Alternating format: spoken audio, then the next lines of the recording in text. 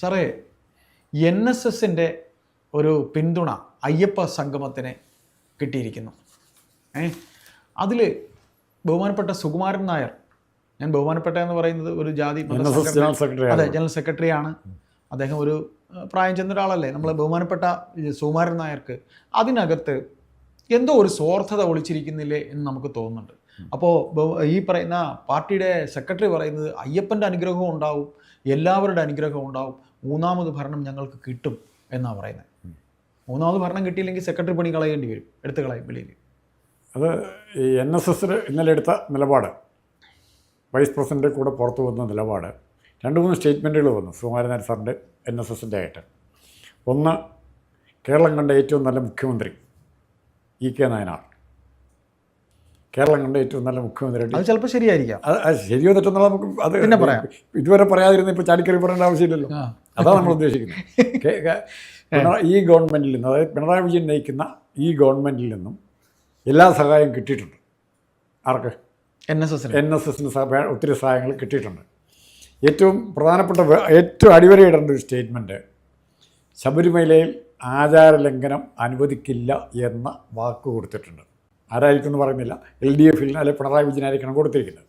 അപ്പോൾ ശബരിമലയിൽ നിന്നും ആചാരലംഘനം സമ്മതിക്കില്ല എന്ന് പറയുമ്പോൾ, കഴിഞ്ഞ കാലത്ത് യുവതികളെ കയറ്റാൻ തീരുമാനിച്ച സുപ്രീം കോടതിയുടെ തലത്തിലാണ്. ആ കോടതി ഉത്തരവിനെ നിഷേധിക്കുന്നുണ്ട്. അതിൻ്റെ സ്റ്റാറ്റസ് എന്നാണ്. കോടതി ഉത്തരവ് അങ്ങനെ ഉള്ളപ്പോൾ പിണറായി വിജയൻ അങ്ങനെ ഉറപ്പ് കൊടുക്കാൻ പറ്റുമോ? ഇതിൽ ആരെങ്കിലും ഒരാൾ പറ്റിക്കുകയാണ്. പിന്നെ രണ്ടാമത്തത്, ഈ സമുദായ സംഘടനകളെ കൂട്ടുപിടിച്ചുള്ള രാഷ്ട്രീയം എന്തുമാത്രം അപകടം ചെയ്യുമെന്ന് കഴിഞ്ഞ കാലങ്ങളിൽ നമ്മൾ കണ്ടു, ഇപ്പോൾ വീണ്ടും കണ്ടുകൊണ്ടിരിക്കുകയാണ്. ഇവിടെ ആ സോഷ്യൽ എഞ്ചിനീയറിങ്ങിൻ്റെ മാർക്സിസ്റ്റ് പാർട്ടി പറയുന്നതും ജാതി മത വിഭാഗങ്ങളെ വെച്ച് കളിക്കുന്നതുമായിട്ടുള്ള രാഷ്ട്രീയ പാർട്ടികളുടെ പക്ക വർഗീയ നിലപാടുകൾ ഇവിടെ തുറന്നു കാട്ടപ്പെടുക ഓരോ കക്ഷിയുടെയും. ഇപ്പോൾ സുകുമാരൻ നായർ സാറിൻ്റെ മാറ്റം എന്ന് പറയുന്നത് NSS മാറുന്നില്ല, അത് ഇവരുടെ മണ്ടത്തരം. സുകുമാരൻ നായർ സാറ് അല്ലെ NSS UDFലേക്ക് അല്ലെ LDFലേക്ക് മാറുമ്പം അത് NSS നായർ വോട്ടുകൾ സ്വാഭാവികമായും ഇപ്പോഴത്തെ പരിസ്ഥിതിയിൽ 3 ഡിവൈഡ് ചെയ്യും. ഒരു നല്ല വിഭാഗം നായന്മാരും കോൺഗ്രസ്സുകാരാണ്. അതെ, നല്ല വിഭാഗം നായന്മാരും കോൺഗ്രസ്സുകാരാണ്. അതെ. രണ്ടാമതൊരു വിഭാഗം BJPക്കാരാണ്, സ്ട്രോങ് BJPക്കാരാണ്. ചെറിയൊരു വിഭാഗം മാത്രമേ ആരുടെ കൂടെയുള്ളൂ? ഇടതുപക്ഷത്തിൻ്റെ കൂടെയുള്ളൂ. നായന്മാർ ഇടതുപക്ഷത്തിൻ്റെ കൂടെ കൂടുതൽ നിൽക്കാത്തതിൻ്റെ കാരണം, ഇടതുപക്ഷത്തെ പ്രീഡോമിനൻറ്റ് ഫോഴ്സ്, സോഷ്യൽ ഫോഴ്സ് എന്ന് പറയുന്നത് ഈഴവരാണ്. ഈഴവരും നായന്മാരും തമ്മിലുള്ള വൈകാരികമായ അകൽച്ചയുണ്ട്. പക്ഷേ സാർ, ഈ സാമ്പത്തികമില്ലാത്ത കുറേ നായേഴ്സൊക്കെ ഇതിലുണ്ട്, കമ്മ്യൂണിസ്റ്റ് പാർട്ടിയിലുണ്ട്. അല്ല, അതേ വളരെ കുറഞ്ഞ ശതമാനമല്ലേ. അതെ, തിരുവനന്തപുരത്ത് എനിക്കറിയാം. തിരുവനന്തപുരത്തൊക്കെ കോൺഗ്രസിന്റെ മേധാവിത്വം. തീർച്ചയായിട്ടും. കോൺഗ്രസ് പുറകോട്ട് പോകുമ്പോൾ കയറി വരുന്ന BJP കയറി വരുന്നുണ്ട്. തീർച്ചയായിട്ടും. അതിന്റെ അർത്ഥം തന്നെ തിരുവനന്തപുരത്ത് പല നായർ കുടുംബങ്ങളും കോൺഗ്രസ്സുകാരാണ്, അല്ലെങ്കിൽ RSSകാരാണ്. അപ്പം കോൺഗ്രസ് രക്ഷപ്പെടുന്നില്ലെന്നാണ് ഇവരൊക്കെ ഷിഫ്റ്റ് ചെയ്യുന്നത്. ഏതാണ്ട് എല്ലാ ജില്ലയിലും അങ്ങനെ തന്നെ. എല്ലാ ജില്ലയിലും അങ്ങനെ തന്നെ. മറ്റു ജില്ലയിൽ നായർ ഡൊമിനേഷൻ ഇല്ല. തിരുവനന്തപുരം, കൊല്ലം ഈ ഭാഗത്തുള്ള അത്രയും സ്ട്രെങ്ത് നായരിയെ ചെങ്ങന്നൂർ കഴിയുമ്പോൾ അങ്ങ് തീരുക. അങ്ങോട്ട് പിന്നെ കുറേശ്ശേ ഉള്ളൂ. ഇത് നാളെ ഈ സമുദായ സംഘടനകളുടെ സൗഹൃദം അപകടം ചെയ്യുന്ന ഞാൻ പറഞ്ഞ 2-3 കാര്യങ്ങളുണ്ട്. UDF ഗവൺമെൻറ്റിൽ രമേശ് ചെന്നിത്തല എങ്ങനെയാണ് ആഭ്യന്തരമന്ത്രിയായി? തീർച്ചയായിട്ടും അദ്ദേഹം പറഞ്ഞിട്ട് തന്നെ. ഉമ്മൻചാണ്ടി ഗവൺമെന്റിൽ താക്കോൽ സ്ഥാനത്തേക്ക് ഒരാളെ വേണമെന്ന് പറയുന്നു.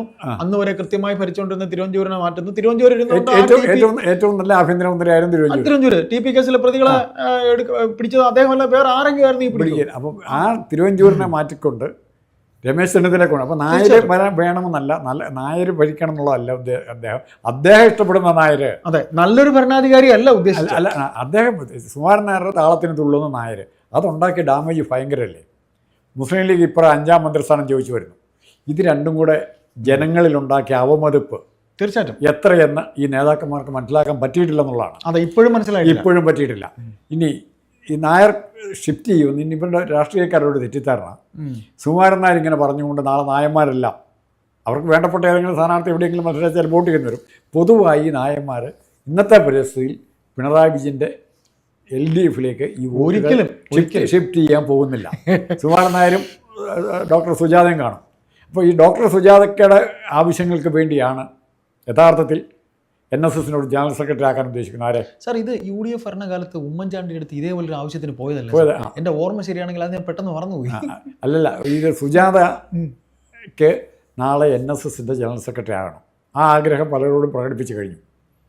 സുജാത ഒരു വനിതാ സെക്രട്ടറി വേണം. അതിനെ CPM പിന്തുണയ്ക്കും.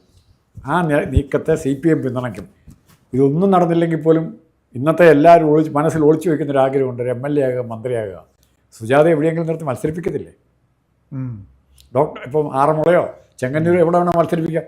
ചെങ്ങന്നൂർ പണ്ട് 65 KR സരസ്വതി എന്ന് പറഞ്ഞാൽ കേരള കോൺഗ്രസ് നായർ ടിക്കറ്റിൽ നായരായിരുന്ന KR സരസ്വതി ജയിച്ചു. അന്ന് NSSൻ്റെയും കത്തോലിക്ക സഭയുടെയും പിന്തുണ ആർക്കുണ്ടായിരുന്നു? KR സരസ്വതി നോക്കണം. ഇന്ന് NSSൻ്റെയും CPMൻ്റെയും പിന്തുണയോടെ സുജാത ജയിപ്പിക്കത്തില്ലേ? വേണമെങ്കിൽ ശ്രമിക്കാം. പക്ഷേ വോട്ട് അങ്ങനെ കിട്ടണം എന്ന് ഇപ്പോൾ നിർബന്ധമല്ല. സഭയുടെ ബിഷപ്പ്മാർ പറഞ്ഞതനുസരിച്ചാണെങ്കിൽ തൃശ്ശൂരൊന്നും എറണാകുളത്തും തൃശ്ശൂരും കോൺഗ്രസ് ജയിക്കില്ല. തീർച്ചയായിട്ടും ഏറ്റവും കൂടുതൽ ക്രിസ്ത്യൻസ് ഉള്ളൊരു ജില്ലയാണ് തൃശ്ശൂർ. അവിടെ കോൺഗ്രസ് ജയിക്കുന്ന നിയമസഭ വരുമ്പോൾ മിക്കവാറും LDF ആണ്. അല്ല നിയമസഭ ഇപ്പം അല്ലല്ലോ, എറണാകുളമല്ല. അതെ, സഭ പറയുന്നതനുസരിച്ചാണ് ഇവർ വോട്ട് ചെയ്യുന്നെങ്കിൽ എന്നാണെങ്കിലും സഭയ്ക്ക് വേണ്ടി ചെയ്യുന്നെങ്കിൽ നിയമസഭയിലും പാർലമെന്റിലും ഒരേ വോട്ട് വരും. തീർച്ചയായും ഇവിടെ എറണാകുളത്ത് നിയമസഭയിലും കോൺഗ്രസിനാണ്. അതിൻ്റെ അർത്ഥം സഭയും അല്ലെങ്കിൽ അവർക്കൊരു പർട്ടിക്കുലർ ഇഷ്യൂ ആയി ബന്ധപ്പെടുത്തി ഇവരെ സംഘടിപ്പിച്ചാൽ ചിലപ്പോൾ വോട്ട് ചെയ്യും. കഴിഞ്ഞ പ്രാവശ്യം ശബരിമലയിൽ ബിന്ദു അമ്മുണ്ണിയെ പോലെയുള്ളവരെ കയറ്റാൻ വേണ്ടി പിണറായി വിജയൻ നടത്തിയ ശ്രമം അത് ഹിന്ദു കമ്മ്യൂണിറ്റിയെ പ്രകോപിപ്പിച്ചു.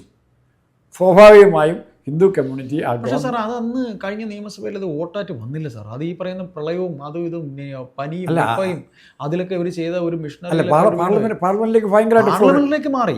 നിയമസഭയിലെത്തി. കാര്യം 19 പാർലമെന്റ് ഉണ്ടായിരുന്നത്, 21 നിയമസഭ വന്നത്, നിയമസഭ തെരഞ്ഞെടുപ്പ് വന്നത്. അല്ല, പാർലമെന്റിലേക്ക് വന്നു കഴിഞ്ഞാൽ ഒരു പ്രശ്നം എന്ന് പറഞ്ഞാൽ കോൺഗ്രസ് തീരെ തകർന്നു എന്ന് കരുതുന്ന സമയത്ത് പാർലമെന്റിൽ അത്രയും വിജയം ഉണ്ടാക്കിയത്, പാർലമെന്റിലേക്ക് ഇത്തരം സീറ്റുകൾ ജയിക്കാൻ പറ്റിയത് കോൺഗ്രസിന് എക്സ്ട്രാ ഉത്തേജന കൊടുക്കുന്നത് കിട്ടുന്നത്. തീർച്ചയായിട്ടും അത് ഒരു വരും.